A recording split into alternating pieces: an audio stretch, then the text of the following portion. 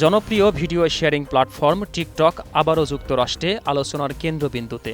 মার্কিন president Donald Trump জানিয়েছেন, তিনি টিকটকের জন্য অত্যন্ত ধনী কিছু সম্ভাব্য ক্রেতা খুঁজে পেয়েছেন, যাদের নাম আগামী 2 সপ্তাহের মধ্যে প্রকাশ করা হবে। কেসারেন শেকড় থেকে শিখরে।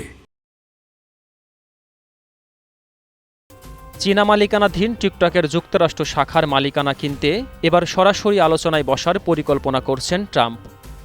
তিনি জানিয়েছেন, চলতি সপ্তাহেই প্রেসিডেন্ট শি জিনপিং অথবা তার প্রতিনিধি দলের সাথে আলোচনায় বসতে পারেন, এমনকি প্রয়োজনে চীন সফরেও যেতে পারেন বলে জানান তিনি।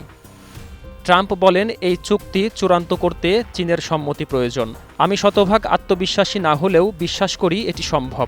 প্রেসিডেন্ট শির সঙ্গে আমার সম্পর্ক ভালো, চুক্তিটি 2 দেশের জন্যই ইতিবাচক হবে।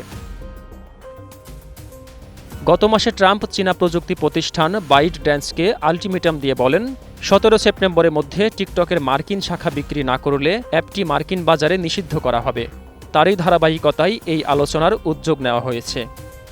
উল্লেখ্য, টিকটকের বিরুদ্ধে নিরাপত্তা উদ্বেগ তুলে ট্রাম্প প্রথম নির্বাহী আদেশ জারি করেন। প্রেসিডেন্ট হিসেবে দায়িত্ব নেওয়ার মাত্র 3 দিন পর আরও 2টি নির্বাহী আদেশের মাধ্যমে সময়সীমা বাড়িয়ে 17 সেপ্টেম্বর পর্যন্ত নির্ধারণ করা হয়।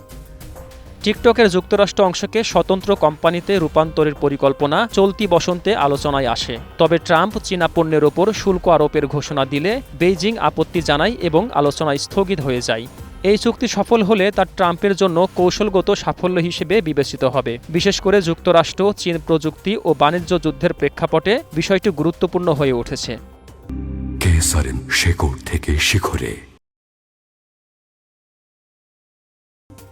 এদিকে ট্রাম্পের নিজস্ব যোগাযোগ মাধ্যম ট্রুথ সোশ্যাল এখনও আর্থিকভাবে লাভবান হয়নি, তবে এটি যুক্তরাষ্ট্র ও কানাডায় সীমিত আকারে ব্যবহৃত হচ্ছে এবং বিনিয়োগকারীদের মধ্যে আগ্রহ তৈরি করছে।